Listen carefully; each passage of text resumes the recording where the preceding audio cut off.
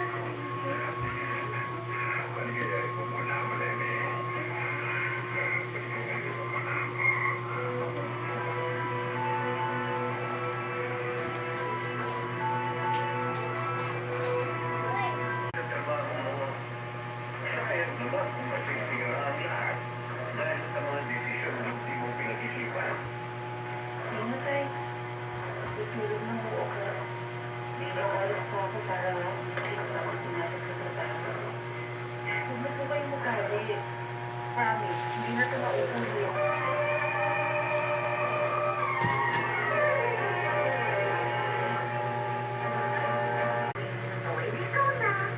Ikaw na ang forever virgin. Ikaw nag-iinga. Ako mabuntis ka. Grabe naman po ako sa lalong niluten. Sigurado ko. Sabi naman ba nung yan? I love.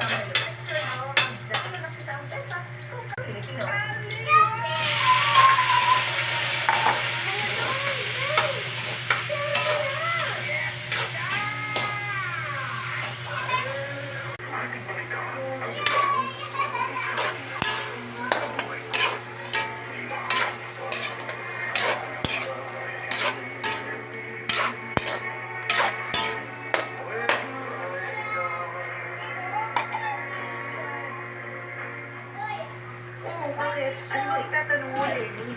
Nilabuto ako dito sa... Kasaysayan ng mga kaluluwang lumaybay na ang pusong kapit na buo sa hindi ng maraming pagkakurusan. Subalit sa kabila ng lahat, huwag kalilimutan paglipas ng isang kapit hapon ay sisikat na araw na magsisipit sa araw sa sinong pinagkaroon na ng kawalang pagkakaroon. Dahil sa likod ng mga inagpis, ay naligaya. Sa bawat kabikuan, ay may makamit na lupay. Bakit ang pangarap na isa na naman datasabi ng pag-radyo na inyong nakapag Na anak niyo. I'm sorry po. Hindi ko sadya nangyari sa akin. Sa aking anak, bigla siyang tumawid sa kayo ng bisikleta niya. Hindi po ako agad nakapagpreno. Pero wala po akong nagapit ang kapalusan sa akin. Hindi ko lang po matatanggap ay kung sinabi ko, totoo po yun. Totoo, sinasabi mo. Alam ng Diyos, hindi ako nagsinungaling. Mahal ko mo talaga sa akin. Nilala po ako sa Amerika ng daddy ko para doon ako. Nagising ako. Saka nila nalaman na nagkaroon ako ng sakit. Eh, bakit nagkakala ito pa? Iya. Naniniwala ako na may magandang kailan ng Diyos. Kaya sinabi na. Maganda? Maganda ba yun nasa pagkakagay ng anak ko? Niloob ng Diyos na magkagad po kayo ng Diyos sa paraan yun. Para malaman mo katotohanan na walang Makinig ka, Adeline. Nagdisgrasya si Dave sa Davao. Nabanggaan sa sakyan niya. Nagtikumat siya ng matagal.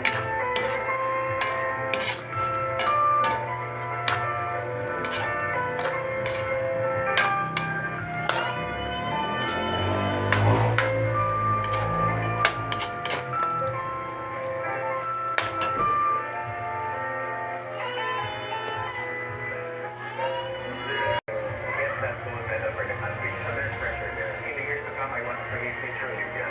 And hopefully, the future gold medalist will be my student. Now that I'm a teacher, I work almost every time to I don't get back to my because I'm actually, it's like protective gear for my heart. I really need it as part of my diet because I knew that it's high in antioxidants. So I needed that to protect my cardiovascular system, especially if you're an athlete, you should have stamina. And of course, my healthy injuries in the past and the anti-inflammatory properties help me recover. At this point in time, you want God to be there for you all the time. And of course, we have something. Just keep on praying and I'm sure Jesus Christ.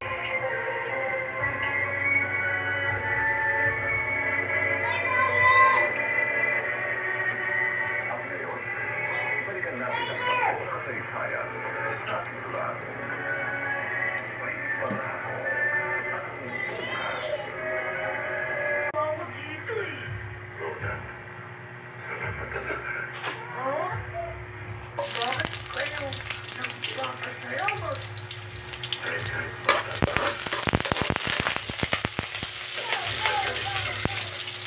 Yeah, Irene.